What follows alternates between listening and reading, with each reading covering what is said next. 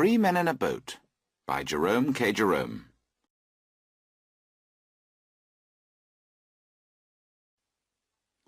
Chapter 1. We decide to go on holiday. There were four of us, George and William Samuel Harris and myself and Montmorency. We were sitting in my room, and we were smoking, and talking about how bad we were. Ill, I mean, of course. We were all feeling in poor health, and we were getting quite worried about it. Harris said that he felt really bad sometimes, and he did not know what he was doing. And then George said that he felt bad too, and that he did not know what he was doing either. With me, it was my heart. I knew it was my heart because I had read something in a magazine about the symptoms of a bad heart. I had all of them. It is a most extraordinary thing, but every time I read about an illness, I realize that I have it too, and that my symptoms are very bad. In fact, my health has always been a worry. I remember one day I had a little health problem, and I went to the British Museum library to read about it. I took the book off the library shelf and I began to read. After some time, I turned over the page and I began to read about another illness. I don't remember the name of the illness, but I know it was something really terrible. I read about half a page, and then I knew that I had that disease too. I sat there for a time, cold with horror. Slowly, I began to turn over more pages. I came to a disease which was worse than the last one. I began to read about it, and as I expected, I had that disease too.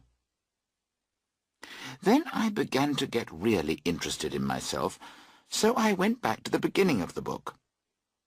I started with the letter A, and I read from A to Z. I found that there was only one disease which I did not have. This made me a little unhappy. Why didn't I have that disease too? When I walked into that reading room, I was a happy, healthy young man.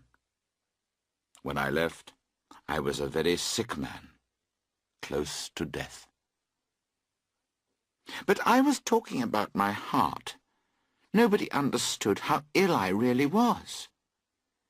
I had this bad heart when I was a boy. It was with me all the time. I knew that it was my heart because I had all the symptoms of a bad heart. The main symptom was that I did not want to work. Of course, nobody understood that the problem was my heart. Doctors were not so clever then. They just thought that I was lazy. "Why, you lazy boy, you," they used to say. "Get up and do some work for once in your life." They did not understand that I was ill. And they did not give me medicine for this illness. They hit me on the side of the head. It is very strange, but those blows on my head often made the illness go away for a time. Sometimes just one blow made the sickness disappear and made me want to start work immediately. Anyway, that evening, George and William Harris and I sat there for half an hour and described our illnesses to each other. I explained to George and William Harris how I felt when I got up in the morning. William Harris told us how he felt when he went to bed. Then George stood in front of the fire, and with great feeling, he showed us how he felt in the night. George always thinks he is ill, but really there is never anything the matter with him, you know. At that moment, Mrs. Poppets, my housekeeper, knocked on the door. She wanted to know if we were ready to have supper. We smiled sadly at each other, and then we said that perhaps we should try to eat something. Harris said that a little food helped to prevent illness. So Mrs. Poppets brought the supper in. We sat down at the table, and for half an hour we managed to play with some steak and chips, and with a large cake that Mrs. Poppets had made. When we had made ourselves eat something, we filled our glasses and we lit our pipes. Then we began to talk about our health again. We were not quite sure what was the matter with us. However, we were all quite certain of one thing. We had been doing too much work. "We need a rest," Harris said. "A rest and a change," George added. I agreed with George, and I said that perhaps we could go to the country. We could find a nice, quiet place, and we could sit in the warm summer sun. We could go somewhere peaceful, far away from other people.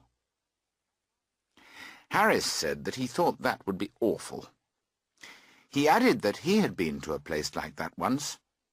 Everyone went to bed at 8 o'clock, and he had to walk for an hour to buy cigarettes and a newspaper.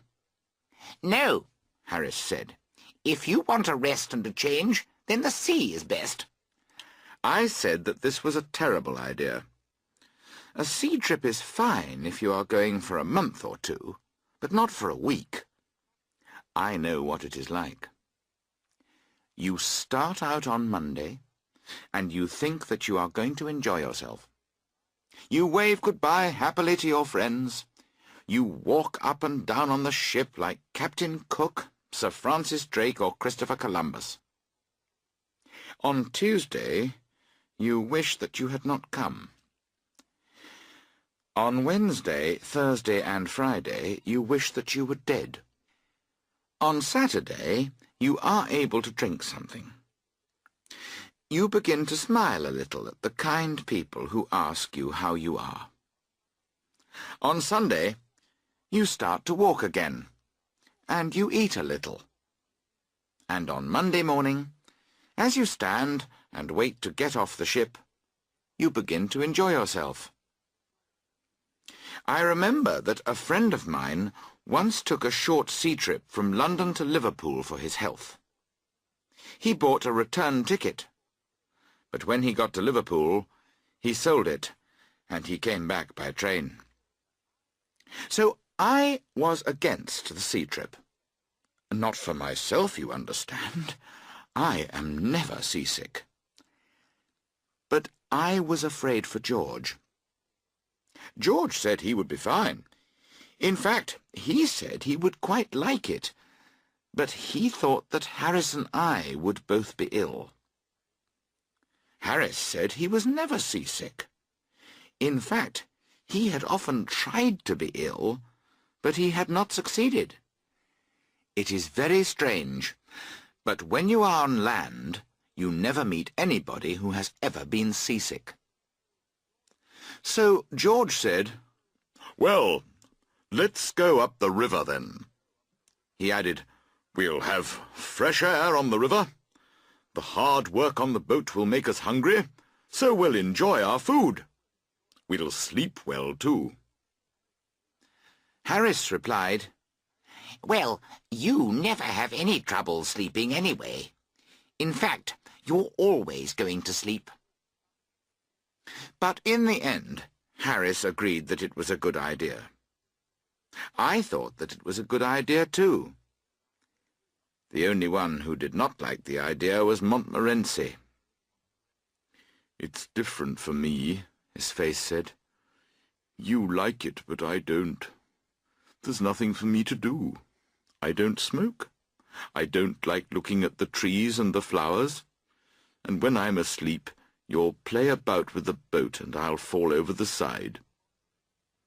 Montmorency's idea of a good time is to collect together all the most awful dogs he can find, and then go round the town looking for other awful dogs to fight.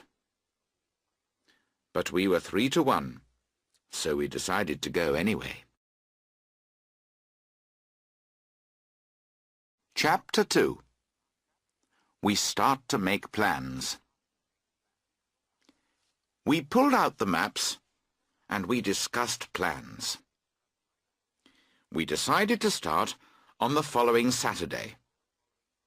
Harris and I would go down to Kingston in the morning and take the boat up to Chertsey. But George could not leave the city until the afternoon. George goes to sleep at a bank from 10 o'clock until 4 o'clock from Monday to Friday. On Saturday, they wake him up and put him out onto the street at 2 o'clock. So George was going to meet us at Chertsey. The next question was where to sleep at night. George and I did not want to sleep in hotels at night. We wanted to sleep outside. How beautiful, we said, in the country, by the river, with the birds, the flowers, and the trees all around us. I can imagine it easily. At the end of the day, night comes, and the world is peaceful and calm. Our little boat moves silently into some quiet little corner on the river. There we put up our tent, and we cook and eat our simple supper.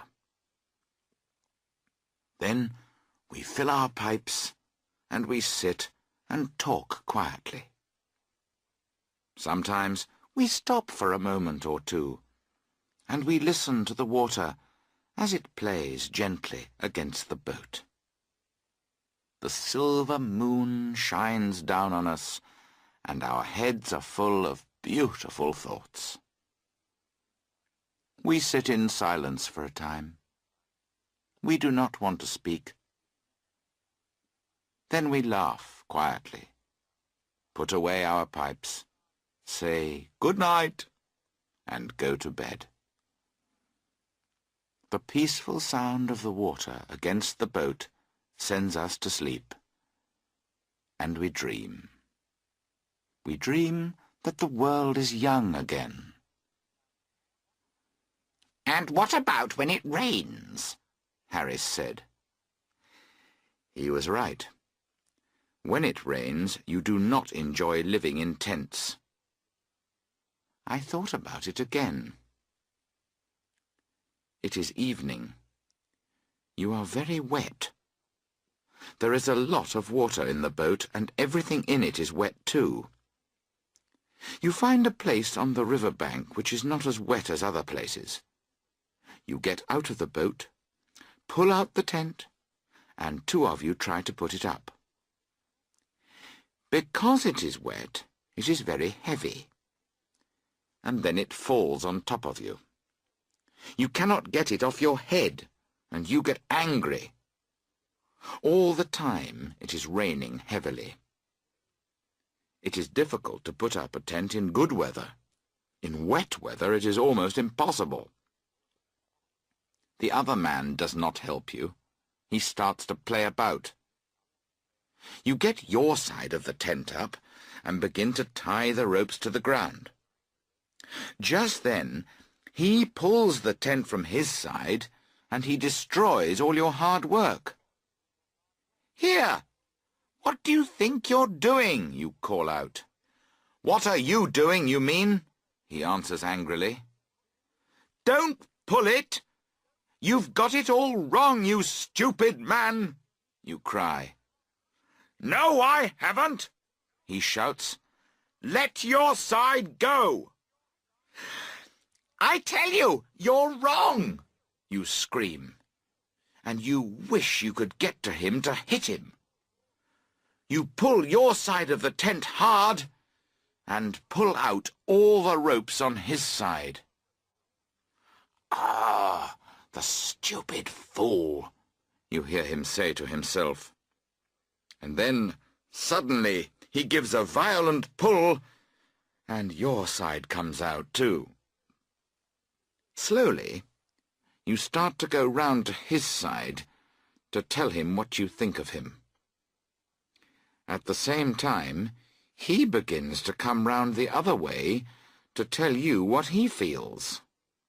And you follow each other round and round, and you shout at each other until the tent falls down. And there you are. You stand and look at each other across the tent. At the same time, you both call out, "There you are! What did I tell you?" Meanwhile, the third man has been trying to get the water out of the boat. The water has run up his arms, and he is wet and angry. Suddenly, he wants to know what you are doing, and why the tent is not up yet. When, at last, the tent is up, you carry the things out of the boat. Supper is mostly rainwater. Rainwater bread, rainwater soup. Happily, you have something strong to drink. This brings back your interest in life until it is time to go to bed. There you dream that a very large animal has suddenly sat down on you. You wake up, and you understand that something terrible has happened. At first, you think that the world has ended. Then you think that this cannot be true. So it must be thieves, or murderers, or fire.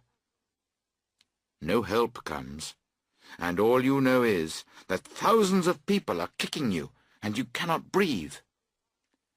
Somebody else is in trouble too. You can hear his cries. They are coming from under your bed. You decide to fight, and you hit out, left and right, with your arms and your legs. You are shouting all the time. At last, you find your head in the fresh air. Near you, you see a half-dressed murderer. He is waiting to kill you. You are just going to start fighting him when you see that it is Jim. At the same moment, he sees that it is you. "Oh, it's you, is it?" he says. "Yes," you answer. "What's happened?" "The tent has blown down, I think," he says. "Where's Bill?" Then you both shout for Bill. The ground underneath you moves, and a voice says, "Get off my head!" The next day, you have no voices because you have all caught colds. And all day you argue with each other in angry whispers. We therefore decided that we would sleep out in tents on fine nights and in hotels when it rained. Montmorency was very pleased about this. He does not like peace and quiet. He prefers noise. But he looks so good, so well behaved. When old ladies and gentlemen look at him, tears come into their eyes. When he first came to live with me, I thought, "This dog will not be with me long. He is too good for this world." But by the end of the year, he had killed 12 chickens, which I had to pay for. I had pulled him out of 114 street fights. A woman had brought me a dead cat and had called me a murderer. Then I changed my ideas about Montmorency. We had decided where to sleep, so now we had to discuss what to take with us. We began to argue about this, so we agreed that we had done enough for one night.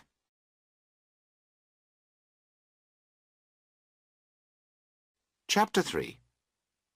We decide what to take. The following evening, we discussed what we wanted to take with us. Harris said, "Now, get me a piece of paper, Jay, and write everything down. George, you get a pencil, and I'll make the list." That's Harris. He tells everybody what to do, and they do all the work. I remember that my Uncle Podger was like Harris. Everybody in the house had to help when Uncle Podger did a job. When they bought a picture once, Aunt Podger asked, "Now, where shall we put this?" "Oh, I'll do it. Don't worry about it. I'll do it all myself," he said. And then he took off his coat to begin. He sent one of the girls out to buy some nails, and then he sent one of the boys to tell her how big the nails ought to be. "Now, Bill, you go and get my hammer," he shouted, "and bring me a ruler, Tom. And Jim, I need a ladder. And a kitchen chair, too.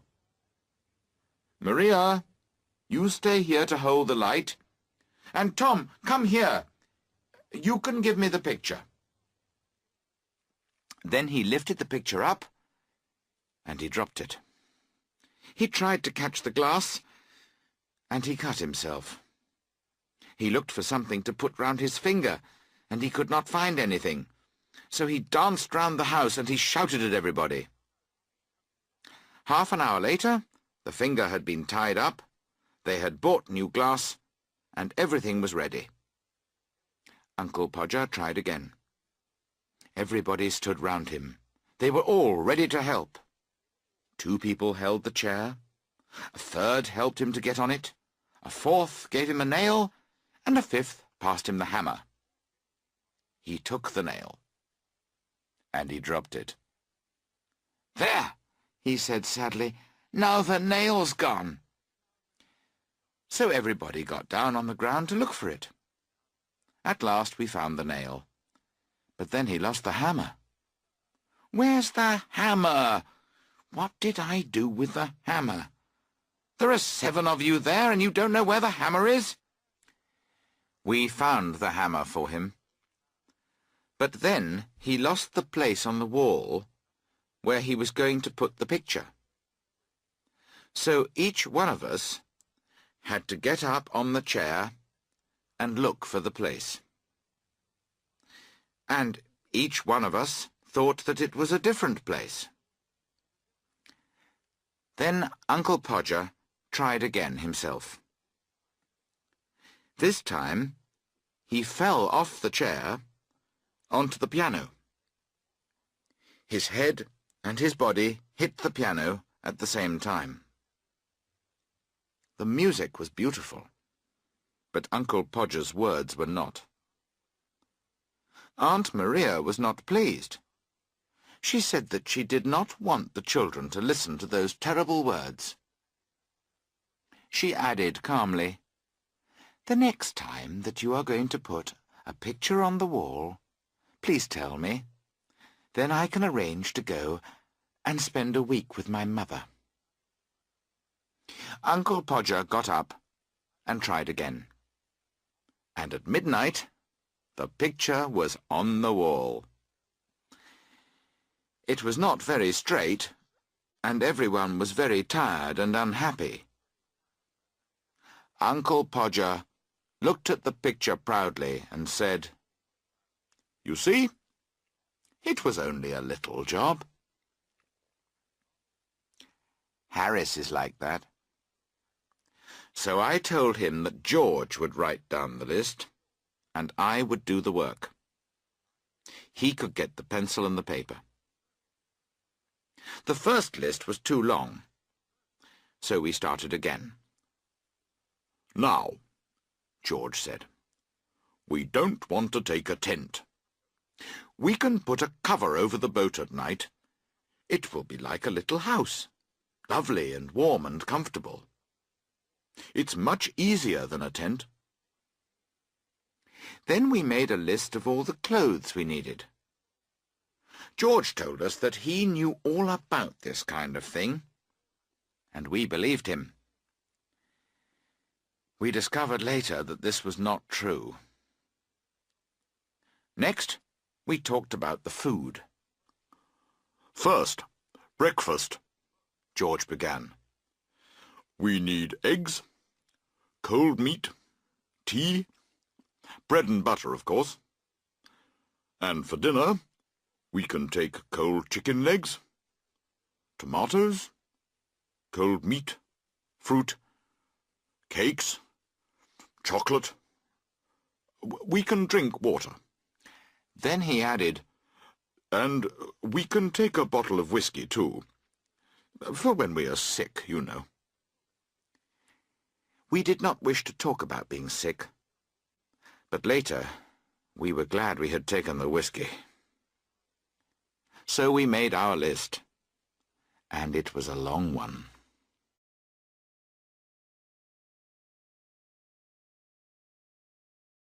Chapter 4. We pack. The next day, which was Friday, we collected all these things together. In the evening, we met to pack. We got a big suitcase for the clothes. There were 2 large baskets with lids for the food and for the pans and things to cook with. We moved the table over to the window. Then we put everything in the middle of the floor. After we had done that, we sat there and we looked at it. I said that I would pack. I think that I am very good at packing. It is one of the things that I do best. So I told the others that I would organize it. They agreed to this idea too quickly. That was rather strange. George lit his pipe and sat back in the armchair. Harris put his feet on the table and lit a cigarette. This was not, of course, what I had expected. When I said that I would organize it, I meant that I would tell them what to do. Then I would sit and watch them do it. However, I said nothing, and I started to pack the clothes. It took much longer than I had expected, but in the end it was finished. I sat on the suitcase and closed it. George and Harris watched me with great interest. "Aren't you going to put the boots in?" Harris asked. I looked round and saw the boots. Why did Harris wait until I had closed the suitcase? George laughed quietly. I opened the suitcase and I put the boots in. It was not easy. And just as I was going to close the suitcase again, an awful idea came to me. Had I packed my toothbrush? Of course, I had to look for it, and of course I could not find it. I had to take everything out again. I found George's toothbrush. I found Harris's toothbrush, but I could not find mine. In the end, I found it inside a boot. I packed everything again. When I had finished, George asked if the soap was in the suitcase. I said I did not care about the soap. I threw down the lid of the suitcase and I closed it again. Then I found my cigarettes were inside it. I finished the suitcase at 10:05, and the food was still not packed. Harris said, "We have to start the holiday in 12 hours. Perhaps George and I had better do the rest of the packing." I agreed, and I sat down. They began quite happily. I said nothing. I only waited. I looked at all the plates and cups and bottles and tomatoes and cakes, etc. I felt that it was soon going to get exciting. It did. They started by breaking a cup. That was just to show you what they could do and to get you interested. Then Harris packed a pan on top of a tomato, and, well, they had to pick out the tomato with a teaspoon. And then it was George's turn, and he stepped on the butter.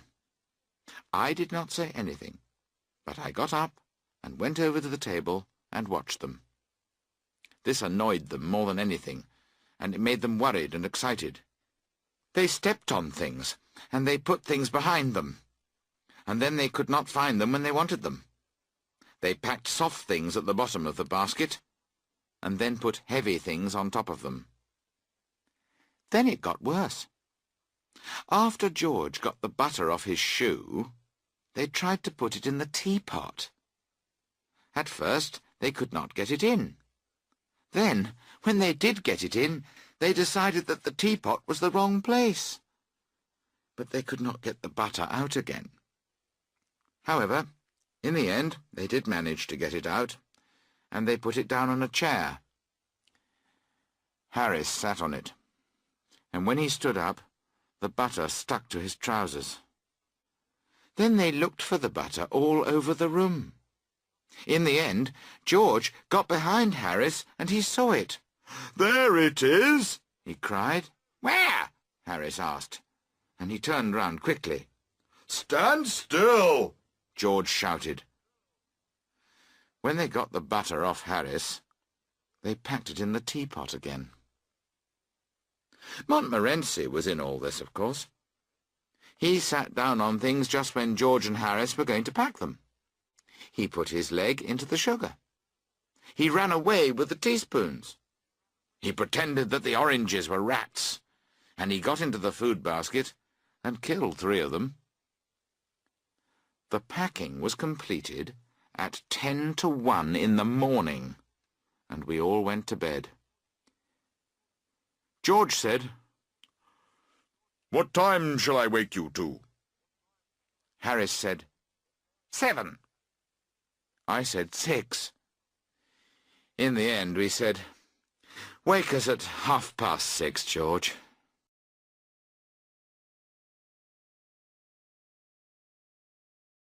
Chapter 5. We start our holiday. It was Mrs. Poppets who woke me the next morning. She said, "Do you know that it's nearly 9 o'clock, sir?" "What?" I cried, and I jumped out of bed. I woke Harris and told him. He said, I thought you told us to get up at 6. "I did," I answered. Well, why didn't you wake me then? He asked. Now we won't be on the water until after 12 o'clock. Then we remembered. We looked at George. He was still asleep. Now, it makes me very angry when I see another man asleep and I am awake. We decided to wake George. We ran across the room and we pulled the bedclothes off him. Harris hit him with a shoe, and I shouted in his ear. He woke up. "What?" he began. Get up, you fat, lazy thing! Harris shouted. It's 9:45. Then we began to get ready, and we remembered that we had packed the toothbrushes. So we had to go downstairs to get them out of the suitcase. Finally, we were ready, and Harris said, We need a good breakfast inside us today. While we were eating, George got the newspaper and read us interesting pieces from it. Pieces about people who had been killed on the river, and interesting reports about the weather. The weather report for that day said, rain, cold, wet to fine, some thunder, and an east wind. But weather reports make me angry anyway. They always tell you what the weather was like yesterday, or the day before. It is never today's weather. It is always wrong. I remember that one autumn I went on holiday. On that holiday, the weather reports in the newspaper were always wrong. On Monday it said, heavy rain with thunder, so we did not go out that day. All day people passed our house. They were all going out, happy and smiling. The sun was shining, and there were no clouds in the sky. Ah, we said as we watched them, they'll be very wet when they come back, though. And we laughed. Then we sat down by the fire and read our books. At 12 o'clock the room was too hot, and the sun was still shining. Well, it will rain this afternoon then, we told ourselves. The rain never came. The next morning we read that it was going to be sunny and very hot. So we dressed in light clothes and we went out. Half an hour later it began to rain hard, and a very cold wind blew up. And this went on all day. We came home with colds, and we went to bed. But on the morning of our holiday it was bright and sunny, and George could not make us unhappy. So he went to work. Harris and I finished the rest of the breakfast. Then we carried all our luggage into the road. We tried to get a taxi. Usually, taxis come along every 3 minutes. In fact, there are usually too many taxis. However, that morning we waited 20 minutes for a taxi. A crowd of interested people collected to watch us. I think it was because we had so much luggage.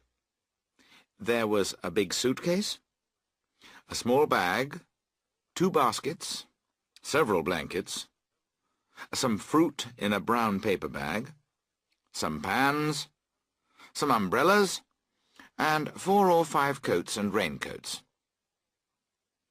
After a very long time, a taxi arrived and stopped for us. We packed our things into it, kicked 2 of Montmorency's friends out of the taxi, and started on our holiday. The crowd of people waved goodbye to us. Chapter 6. On the River. At Kingston, our boat was waiting for us. Harris and I put all our things into it, and we moved off along the River Thames.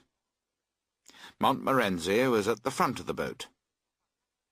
We travelled along the river without any accidents. Well, there was only one little accident. That was when the boat hit the river bank, and Harris fell over backwards. When we came to Hampton Court Palace, Harris asked me if I had ever been in the maze there. He told me a story about it. He went into the maze once to show a friend the way. He had studied a map of the maze, and so he knew it was very easy to get out of it again. Harris said to his friend, "We'll just go in and walk around for 10 minutes, and then we'll come out and get some lunch. It's easy, you see. You just keep taking the first turning to the right." Soon after they had gone in, they met some people. These people said that they had been there for 3/4 of an hour. They said they wanted to get out. Harris said, "Follow me. I'm going out myself in about 10 minutes." The people all said that Harris was very kind, and they began to follow him. As they were going along, they collected other people who wanted to get out. In the end, all the people in the maze were following Harris. There were about 20 of them. Some of them had thought that they were never going to see their friends and their families again. One woman was carrying a baby. She held on to Harris's arm because she did not want to lose him. Harris continued to turn to the right, but it seemed to be a long way. At last, Harris's friend said to him, "This must be a very big maze." "One of the biggest in Europe," Harris answered. "Yes, it must be," his friend continued, "because we've walked about 3 kilometres already." Harris began to think that it was rather strange, but he went on. After some time, they came to a piece of cake on the ground. Harris's friend said that they had passed the piece of cake earlier. Harris replied, "No, impossible." The woman with the baby said, "No, I took it from the baby, and I threw it there myself. It was just before we met you. In fact, I wish I never had met you," she added. Harris got angry then, and he took out his map. He showed it to the people, but one man said, "A map's no good when you don't know where you are."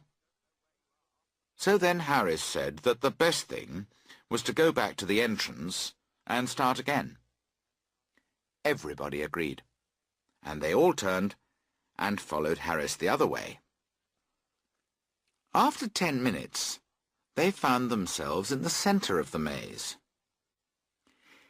Harris was going to pretend that he wanted to be in the centre, but the crowd looked dangerous, so Harris decided to say that it was an accident. Anyway, now they knew where they were on the map, and it looked easy.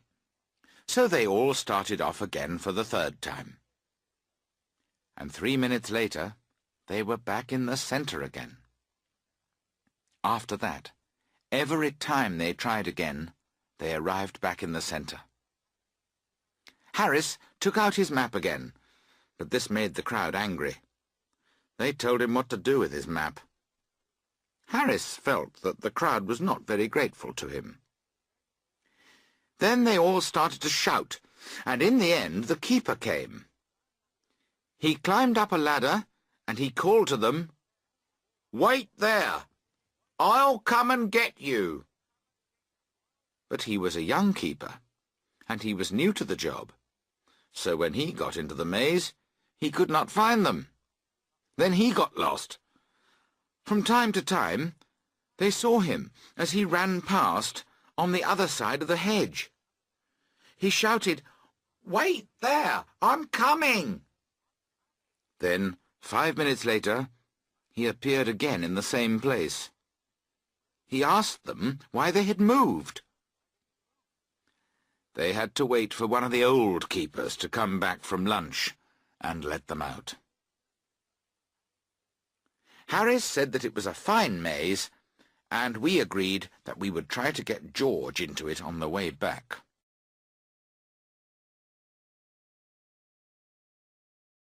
Chapter 7. Harris Gets Angry. Harris told me about the maze as we were passing through Molesey Lock. Our boat was the only one in the lock that day. Usually it is very busy. On Sundays, when the weather is fine, there are boats everywhere. Everybody comes down to the river. They wear brightly coloured clothes, and the river is full of colour. Yellow and blue and orange and green and white and red and pink. At Hampton, Harris wanted to get out and have a look at the church there, but I refused to stop. I have never liked visiting churches, but Harris loves them. He said, "I've looked forward to visiting Hampton Church ever since we decided to make this trip." He added, "I only came on the trip because I thought we were going there."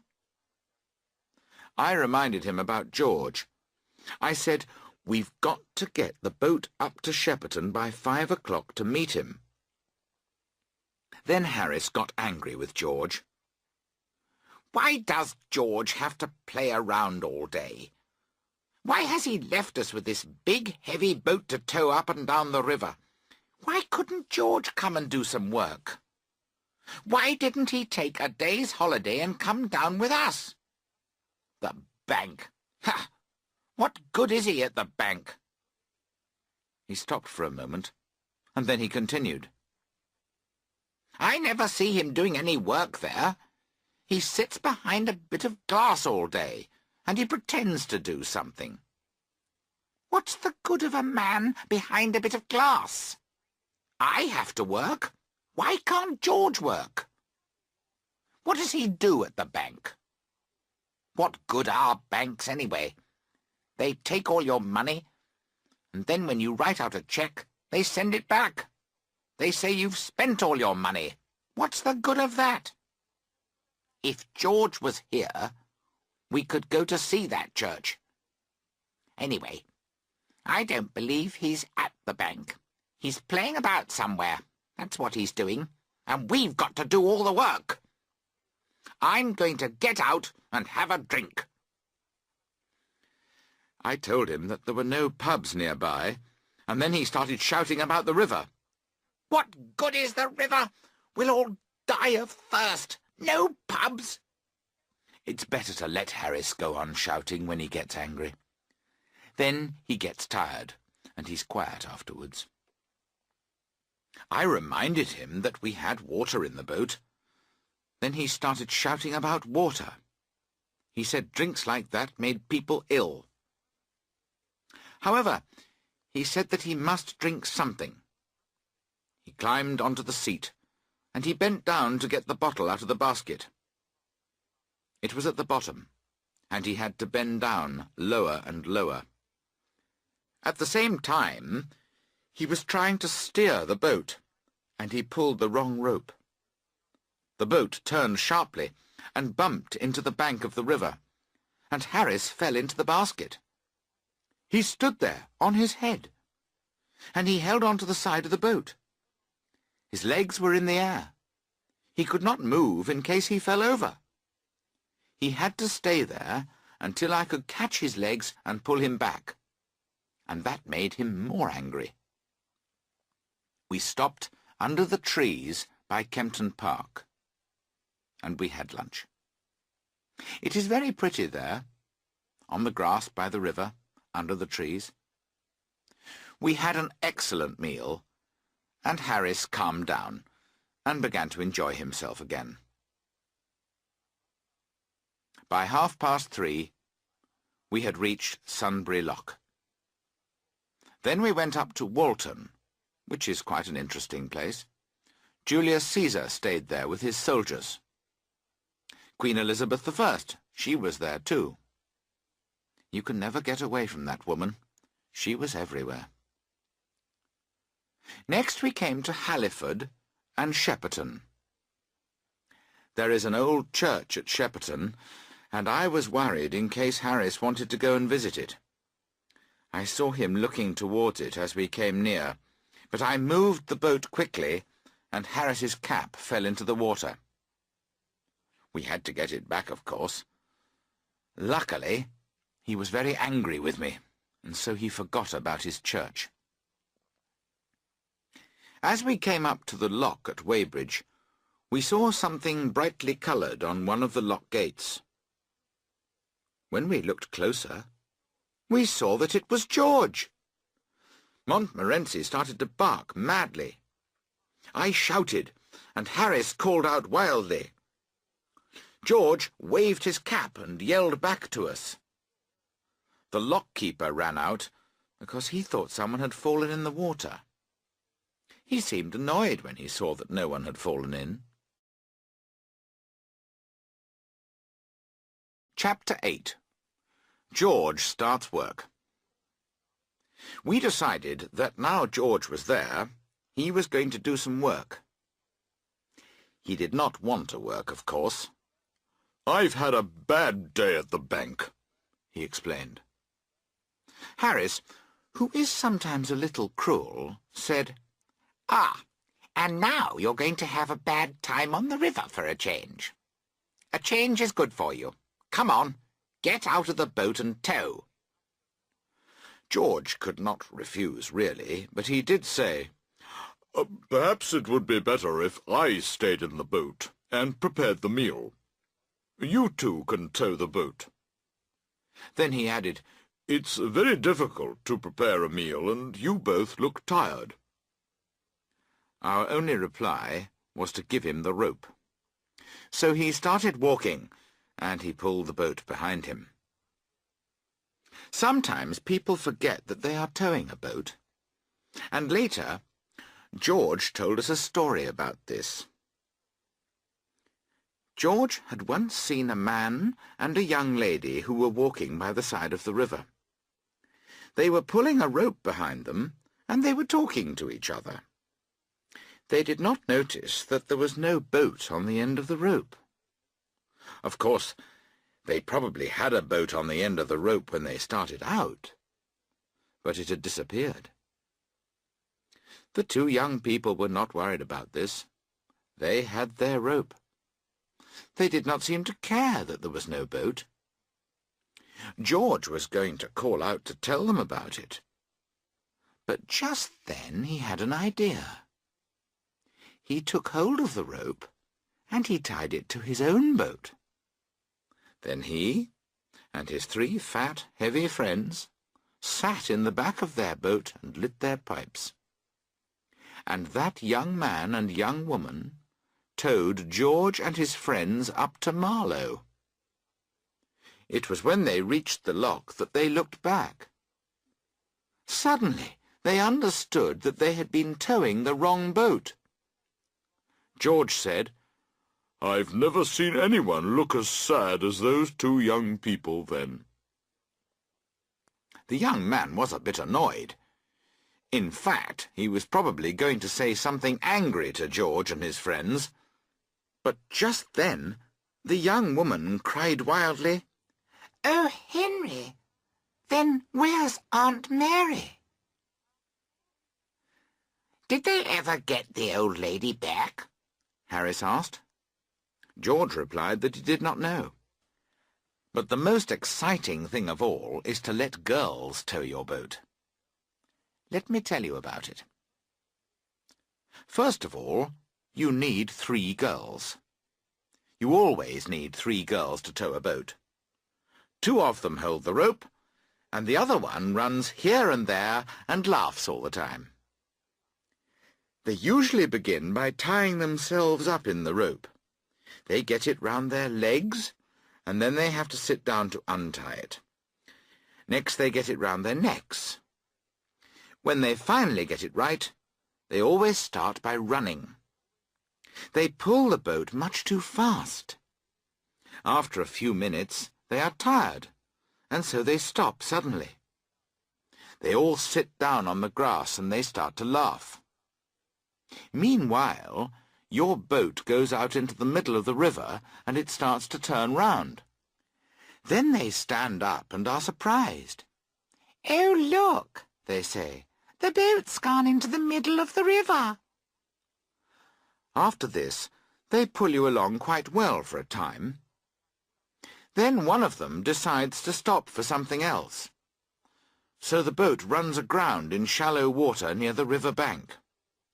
You jump up and you push the boat off into deep water. You shout to them, "Don't stop!" "Yes, what's the matter?" they shout back. "Don't stop!" you cry loudly. "Don't what?" "Don't stop! Go on! Go on!" "Go back, Emily, and see what they want," one of them says. And Emily comes back and asks, "What is it? Is anything wrong?" "No!" you shout. "It's all right, but go on! Don't stop!" "Why not?" "Because we can't steer the boat if you stop. "Why not?" You must keep the boat moving."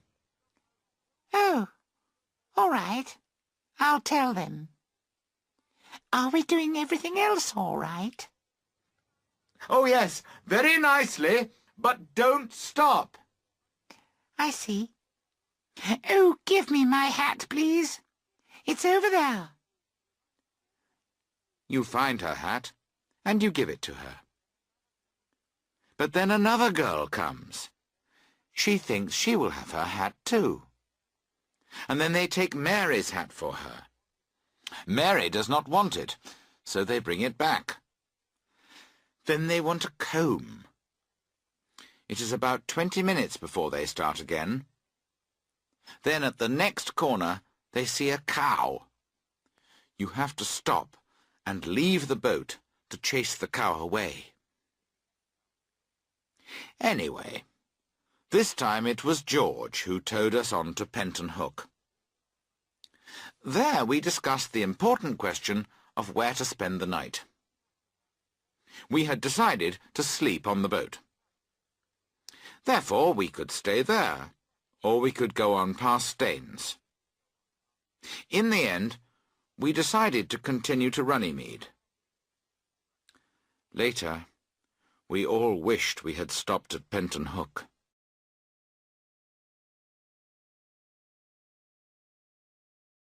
Chapter 9. Our first night on the boat. After some time, Harris and I began to think that Bell Weir Lock had disappeared. "Perhaps someone has taken it away," we said.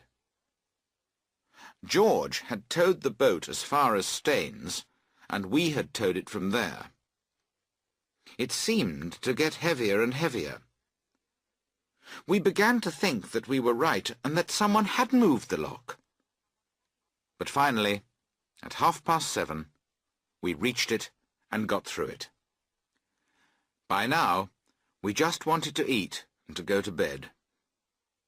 So we stopped before we reached Magna Carta Island. It was quite a pretty place, and we tied our boat to a big tree. We were looking forward to having something to eat then, but George said, "No, it's better to put the cover on the boat first, before it gets too dark. All our work will be finished then. We'll be able to sit down and enjoy our meal."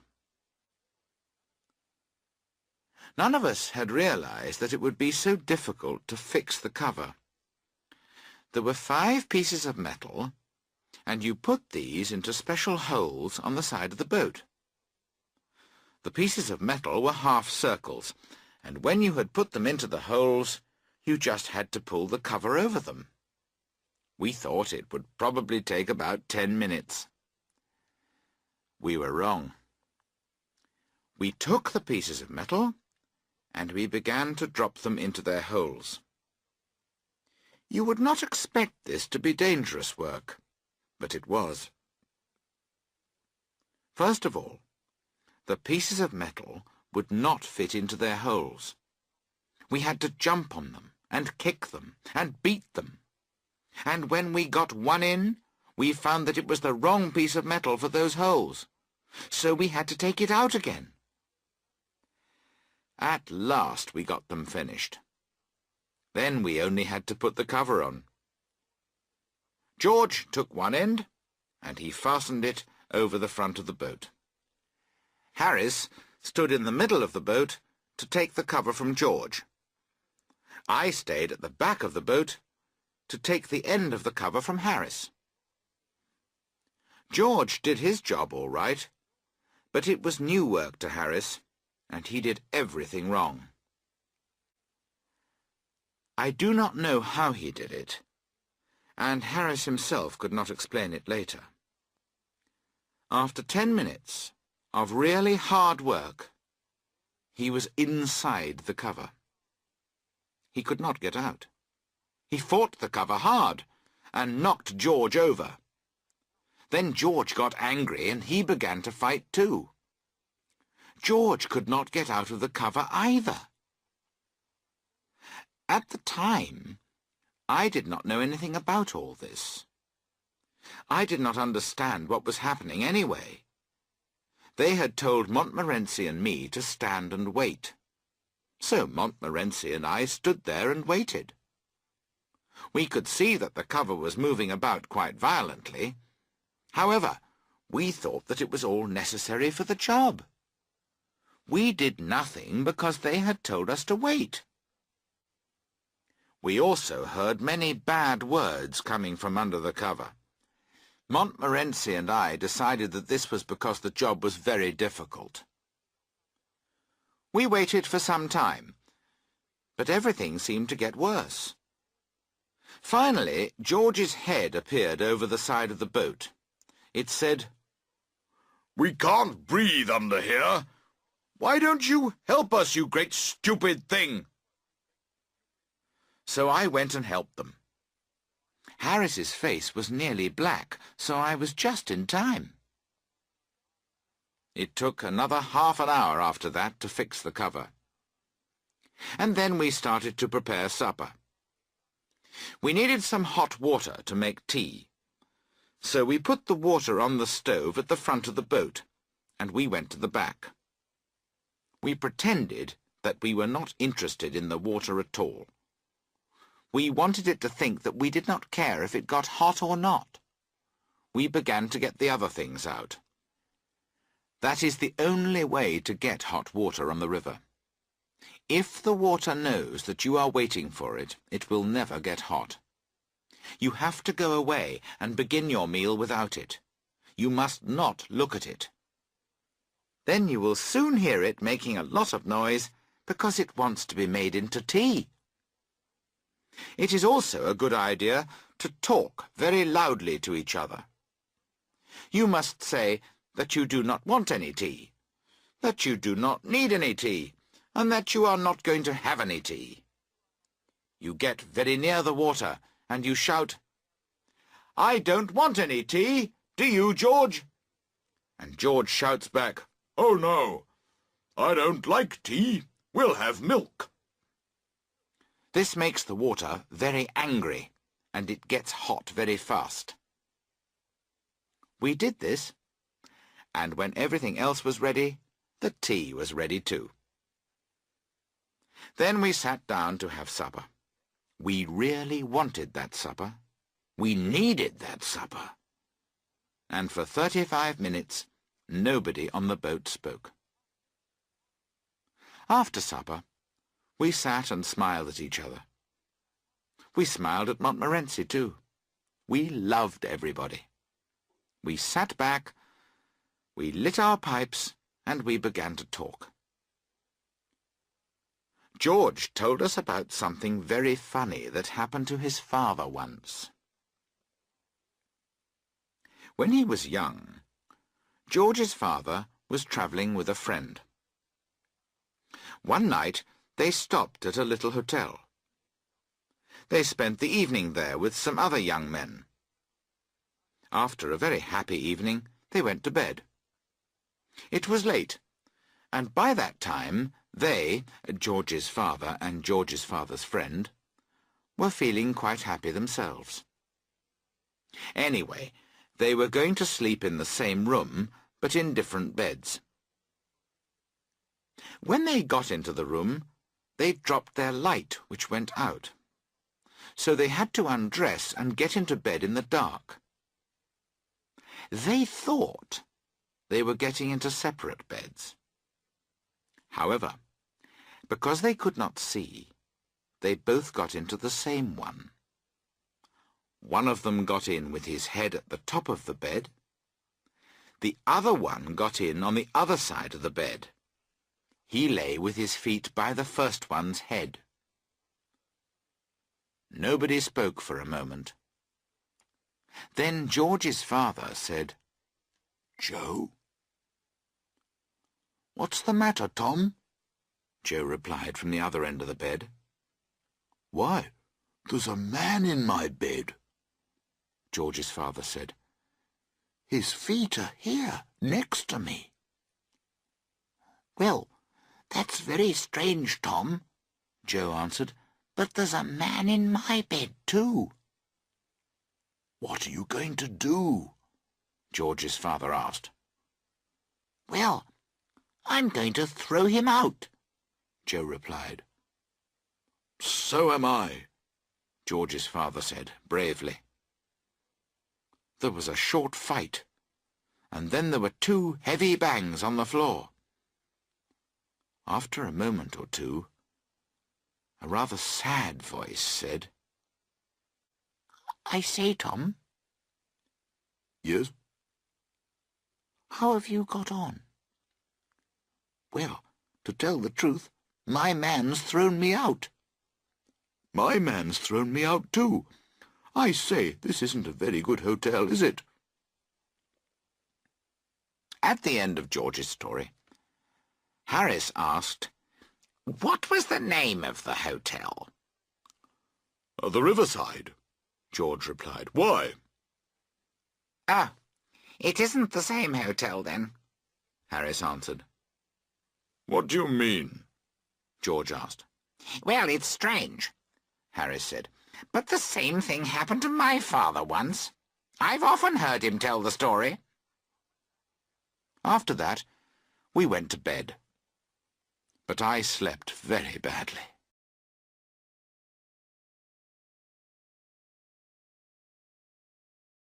Chapter 10.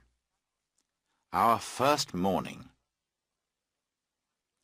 I woke up at 6 o'clock the next morning, and I found that George was awake too.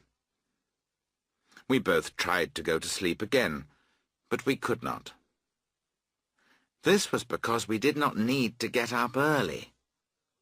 We could sleep for another 2 or 3 hours, but we both felt we would die if we tried to sleep for another 5 minutes. George said that the same thing had happened to him a few months before. He told me a story about it. At that time, George had rooms in the house of a lady called Mrs. Gippings. One evening, his watch stopped at 8:15. He did not realize this then. When he went to bed, he took off his watch, and he did not look at it. This happened in the winter, so it was dark in the mornings anyway. When George woke up, he looked at his watch. It was 8:15. "Good heavens!" George cried. "I have to be at the bank by 9 o'clock." And he threw down the watch and jumped out of bed. He had a cold bath, and he dressed. Then he ran and looked at his watch. It had started to go again, and it was 20 to 9. George took his watch and ran downstairs. The dining room was dark and silent. There was no fire, no breakfast. George was very angry with Mrs. G. He decided to tell her this later in the evening. Then he caught hold of his coat, his hat, and his umbrella, and ran to the front door. It was locked. George said that Mrs. G was a lazy old woman. Then he unlocked the door and ran out into the street. For a few 100 meters he ran as fast as he could. But suddenly he noticed that there were not many people about. He also noticed that the shops were not open. It was a very dark and foggy morning. However, it seemed very strange that they had closed the shops because of the fog. He had to go to work, so why should other people stay in bed? George could see only 3 people. One of them was a policeman, one was a man who was taking vegetables to the market, and one was a taxi driver. George looked at his watch. It was 5 to 9. For a moment, he stood there without moving. He wondered if he was dreaming. He felt his wrist, and bent down and felt his legs. Then, with his watch in his hand, he went up to the policeman. "What time is it, please?" he asked the policeman. "What's the time?" the policeman repeated. "Well, listen." Just then, George heard a clock. 1, 2, 3. "But that's only 3 times," George said when it had finished. "Well, how many times do you want?" the policeman replied. "Why, 9, of course," George said, and he held out his watch to the policeman. "Do you know where you live?" the policeman asked. George thought for a minute, and then he told the policeman the address. "Well, I think you should go back there quietly," the policeman continued, "and take your watch with you." So George went back. At first, he thought he would go to bed again. However, he did not like the idea of having to get up again later. So he decided to go to sleep in the armchair. But he could not get to sleep. He tried to read, but that was no good either. Finally, he put on his coat again, and he went out for a walk. He felt very lonely and miserable. He met policemen who looked at him strangely. They followed him about. He began to feel that he really had done something wrong. He started to hide in dark corners whenever he saw a policeman. Of course, then the policeman wanted to know what he was doing. George said, "Nothing. I'm just going for a walk." But they did not believe him. In the end, 2 policemen went back to the house with him. They wanted to know if he really did live there. They watched him go in with his key. Then they stood on the opposite side of the road and they watched the house. When he got in, he thought, "I'll light the fire, and then I'll make some breakfast." But he made a lot of noise, and he was afraid that Mrs. Gippings would wake up. She would hear the noise and think that he was a burglar. Then she would open the window and shout, "Help! Police!" The 2 policemen would come and arrest George and take him away. So he stopped trying to prepare breakfast, and he put on his coat. Then he sat in the armchair, and he waited for Mrs. Gippings. She came down at 7:30. George said that since then he had never got up too early again. When George had finished his story, we decided to wake up Harris. It was hard work. In the end, we had to use quite a sharp piece of metal. Harris sat up suddenly then. Montmorency had been asleep on Harris's chest, and he went flying across the boat. After that, we pulled up the cover, and we put our heads over the side of the boat. We looked down at the water. The night before, we had decided to get up early. We would throw off the cover, and we would jump into the water with shouts of happiness. Then we would enjoy a long swim. But now that morning had come, it did not seem to be a very good idea. The water looked wet and cold. The wind felt cold too. "Well, who's going to go in for a swim first?" Harris said finally. Nobody hurried to be the first one. George put his head back inside the boat. Montmorency barked with horror at the idea. Harris said it would be difficult to climb back into the boat again from the water. Then he went back into the boat to look for his trousers. I did not want to give up the idea absolutely. I decided to go down to the edge of the river and then splash some water over myself. So I went out onto the river bank, and I began to move carefully along the branch of a tree which was over the water. It was very cold, and I thought I would not splash water over myself after all. I would go back into the boat and dress. I turned, and just then the stupid branch broke. The next minute, I was in the middle of the river, with 1/2 litre of the Thames inside me. "Good heavens! Old Jay's gone in," Harris said. "Is it all right?" George called out. "Lovely," I replied. "Why don't you come in?" But they did not want to. When I got back to the boat, I was very cold. I wanted to put on my shirt as quickly as possible. By accident, I dropped it into the water. This made me very angry, but George started to laugh. "I can't see anything to laugh at," I told George. He just went on laughing.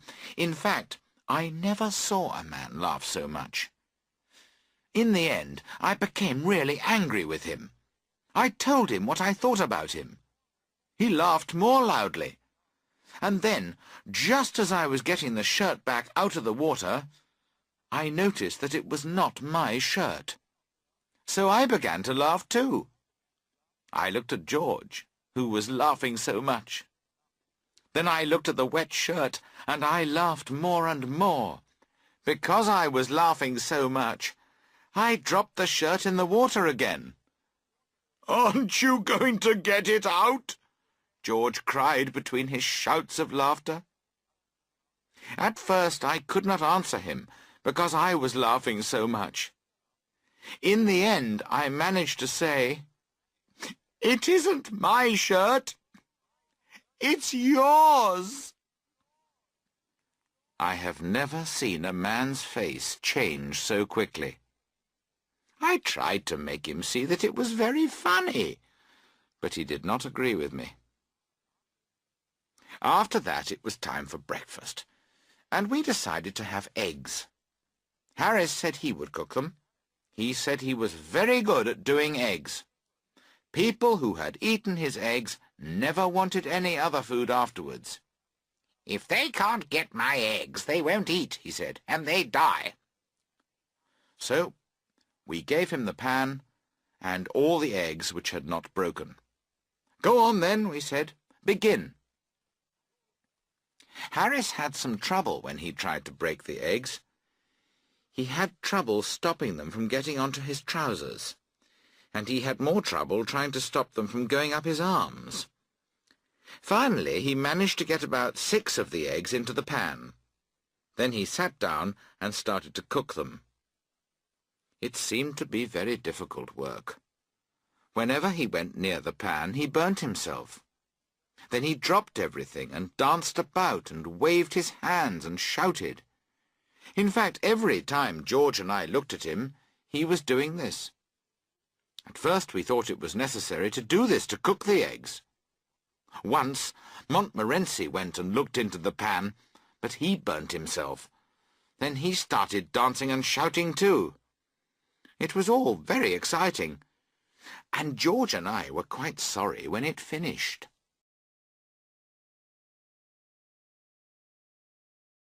Chapter 11. Hotels and Tinned Fruit. After breakfast, I was sitting by the river and thinking, when George said, "Perhaps, when you've rested enough, you could help to wash the plates and things." So I cleaned the pan with some wood and grass, and George's wet shirt. Then we started to move up the river again, past Old Windsor, which is very pretty. After that, the river is not very interesting until you get to Bovany. George and I were towing the boat then. As we were passing Datchet, George asked me if I remembered our first trip up the river. On that trip, we reached Datchet at 10 o'clock at night. All we wanted to do was to eat and go to bed. I replied, "Yes, I do remember it. I remember it well. In fact, it will be some time before I forget it." It was one Saturday in August. There was George and Harris and me. We were tired and hungry. When we got to Datchet, we took out of the boat the basket of food, the 2 bags, and the coats and things. Then we began to look for somewhere to stay. We passed a very pretty little hotel, but there were no roses round the door.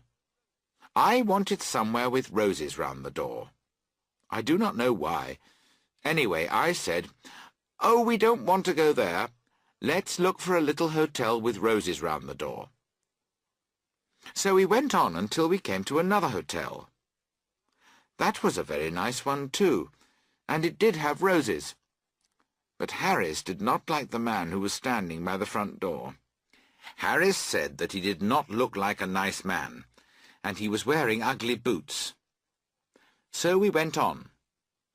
We walked for some time, but we did not see any more hotels. Then we met a man, and we decided to ask him. "Excuse me, do you know any nice little hotels near here?" we said. "Well," he said, "you're coming away from them. Go back, and you'll come to the Black Horse." We said, "Oh, we've been there, and we didn't like it. There were no roses round the door." "Well then," he said, "there's the Traveller's Rest just beyond it. Have you tried that?" Harris replied that we did not want to go there. We did not like the man who was staying there. Harris did not like the colour of his hair. He did not like his boots either. "Well, I don't know what you're going to do then," the man answered, "because they are the only 2 hotels here. No other hotels? Harris cried. None, the man replied. What are we going to do now? Harris asked. Then George spoke. He said, You two can ask someone to build you a hotel. I'm going back to the Black Horse. So we went back to the Black Horse. Good evening, the man at the desk said. Oh, good evening, George answered. We want 3 beds, please. I'm sorry, sir, the man replied, but we haven't got 3 beds. Oh, well, it doesn't matter. 2 beds, then. 2 of us can sleep in 1 bed, can't we? George continued. He looked at Harris and me. Harris said, "Oh, yes." He thought that George and I could sleep in 1 bed very easily. I'm very sorry, sir, the man repeated. We haven't got any beds. We've already got 3 men in 1 bed. We picked up our things, and we went over to the Traveller's Rest. It was a pretty little place. I said I thought it was better than the other hotel. Harris said it would be all right. We would not look at the man with red hair and ugly boots. The people at the Traveller's Rest did not wait to hear what we wanted. The lady at the desk said she had already sent away 14 people. There was no room of any kind. We asked her if she knew somewhere we could spend the night. She said there was a little house along the road. We did not wait. We picked up the basket, the bags and the coats, and we ran along the road. The people there laughed at us. There were only 3 beds in the house, and there were 7 men there already. Someone said, "Why don't you try the little shop next to the Black Horse?" So we went back along the road, but there were no beds at the little shop. However, there was an old lady in the shop. She said she had a friend who had some rooms. She added that she would take us there. The old woman walked very slowly, and it took us 20 minutes to get to her friend's house. During the walk, she told us about all the pains she had in her back. When we got there were already some people in her friend's rooms. From there we went to number 27. Number 27 was full. They sent us to number 32, and number 32 was full. Then we went back along the road. Suddenly, Harris sat down on the basket. He said he was not going to move. He added that it seemed to be nice and quiet there, and he said that he would like to die there. Just then, a little boy came past. "Do you know any old people that we can frighten so that they will give us their beds?" we asked him. "No, I don't," the boy answered. But he added that his mother would give us a room. And that was where we spent the night, in 2 very short beds. After that, we were never quite so difficult about hotels. On our present trip, though, nothing exciting happened. We continued slowly on our way, and we stopped for lunch near Monkey Island. We decided to have cold meat for lunch. Then after that, George brought out a tin of fruit. We loved tinned fruit, all 3 of us. We looked at the picture on the tin. We thought about the fruit. We imagined the taste of it. We smiled at each other, and Harris got out a spoon. Then we looked for the tin opener. We took everything out of the big basket. We took everything out of the bags. There was no tin opener. We pulled up the boards at the bottom of the boat. We put everything out on the grass by the river, and we shook everything. There was no tin opener. Then Harris tried to open the tin with a little knife, and he cut himself badly. George tried with some scissors. The scissors flew up and nearly hit him in the eye. I tried to make a hole in the tin with the sharp end of a piece of metal, but I missed. As a result, I fell in the water, and the tin flew away and broke a cup. Then we all got angry. We took that tin, and we put it on the grass by the river. Harris went into a field and got a big sharp stone. I got a long, thick piece of wood. George held the tin, and Harris put the sharp end of his stone against the top of it. I took the piece of wood and held it high in the air. Then I brought it down as hard as I could. It was George's hat that saved his life that day. He keeps that hat now. On a winter evening when men are telling stories about the dangers they have known, George brings out his hat. He shows it to his friends. Then he tells the story again, and he adds more details to it each time. Harris was not hurt too badly.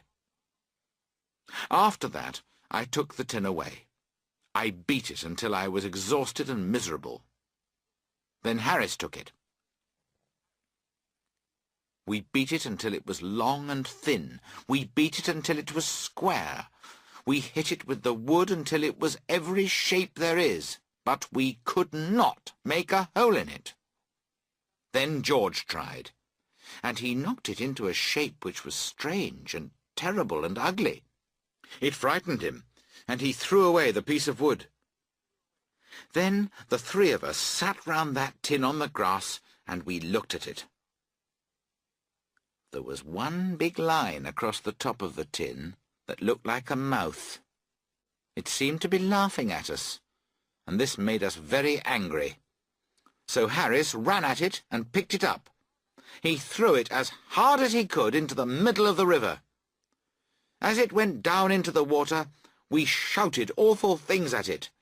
Then we got into the boat, and we left that place, and did not stop until we reached Maidenhead. We went through Maidenhead quickly, but after that we travelled along more slowly. We stopped for tea just before we got to Cookham. By the time we got through the loch it was evening. It was a bit windy, and someone had made a mistake because the wind was behind us. That does not usually happen. But that afternoon the wind actually helped us on our way, and the boat moved quite fast. There were no other people on the river, except for 3 old men. They were sitting in a boat, and they were fishing. As we got nearer, we could see that they were old. They were also quite serious, because they were watching their fishing lines very carefully. The sun was going down, and it threw a red light across the water. It was very beautiful, and we felt that we were sailing into some strange land. We did not sail into some strange land. We went straight into that boat with the 3 old men in it. At first we did not know what had happened, but then, from the words which rose on the evening air, we understood that we were near people. We also understood that those people were not happy. We had knocked those 3 old men from their seats, and they were all lying on the bottom of their boat. They were trying to stand up, and they were picking fish off themselves. As they worked, they shouted unkind things about us. Not just the usual things, but special things about us and about our families. Harris called out, "You ought to be pleased that something so exciting has happened to you." He added that he was very unhappy to hear men of their age use those bad words. But the 3 old men did not seem to agree with Harris. At Marlow, we left the boat near the bridge, and we went to spend the night in a hotel.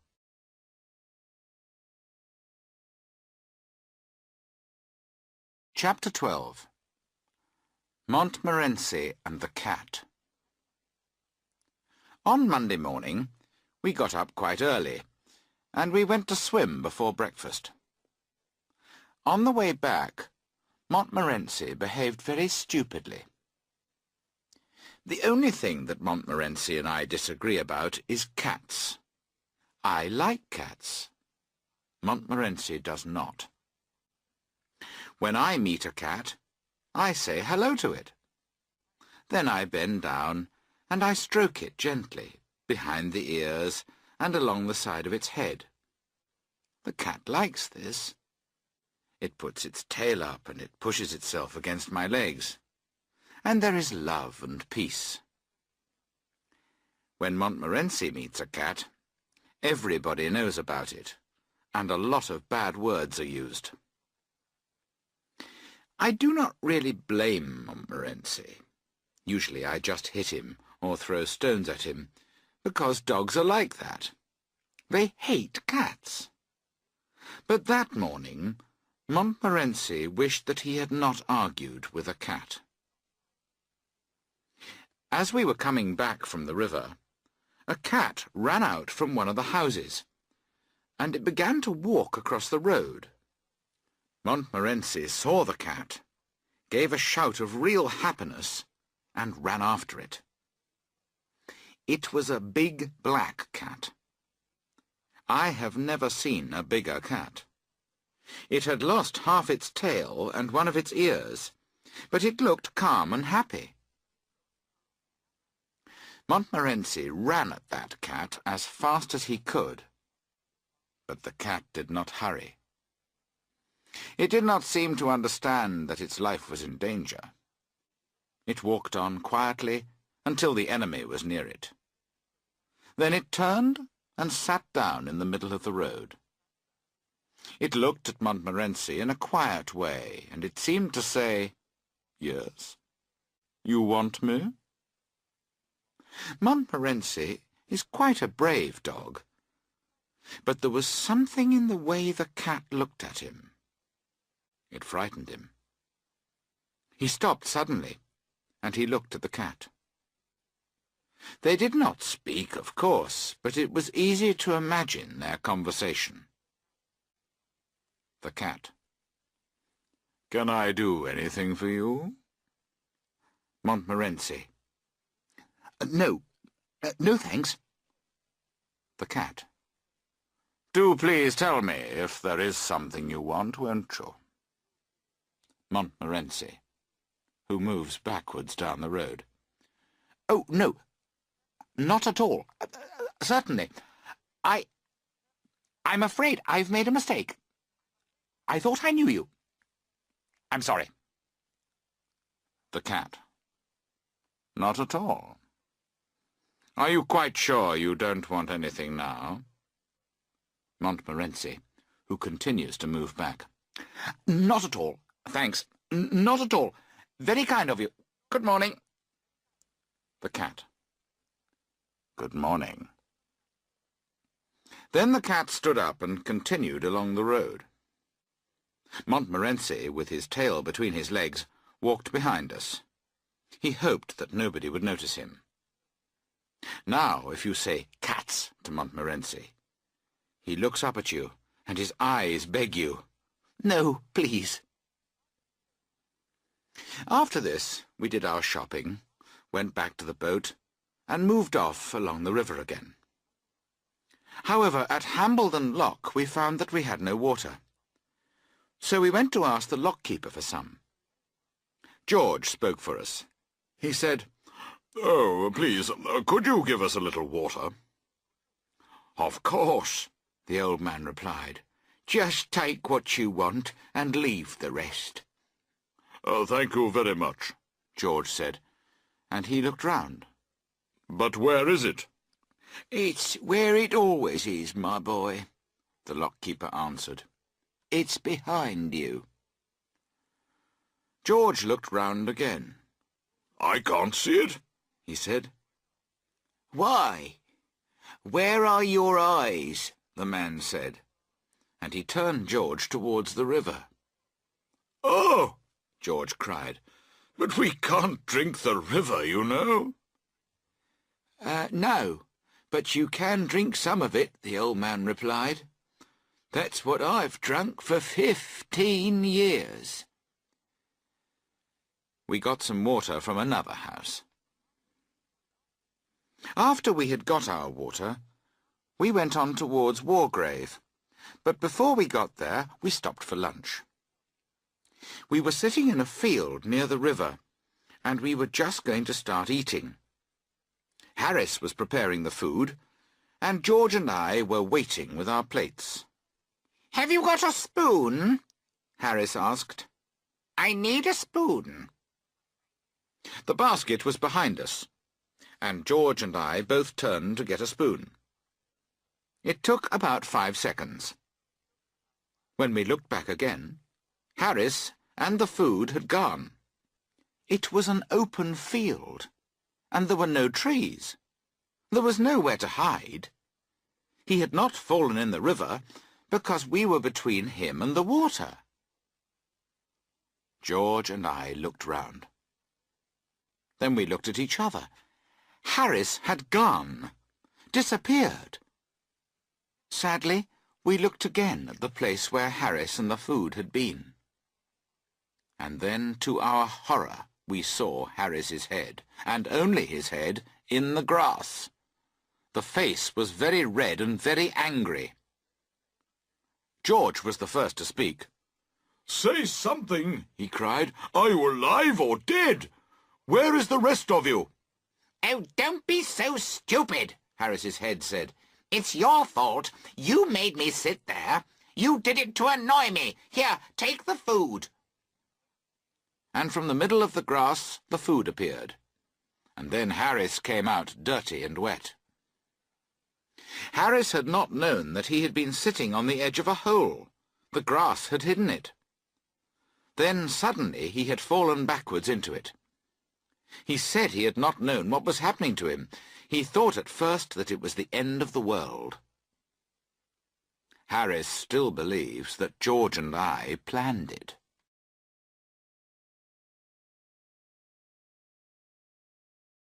Chapter 13. Harris and the Swans.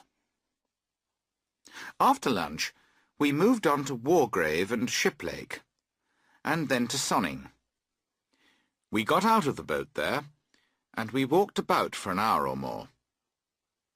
It was too late then to go on past Reading, so we decided to go back to one of the Shiplake Islands. We would spend the night there. When we had tied the boat up by one of the islands, it was still early. George said it would be a good idea to have a really excellent supper. He said we could use all kinds of things, and all the bits of food we had left. We could make it really interesting, and we could put everything into one big pan together. George said he would show us how to do it. We liked this idea, so George collected wood to make a fire. Harris and I started to prepare the potatoes.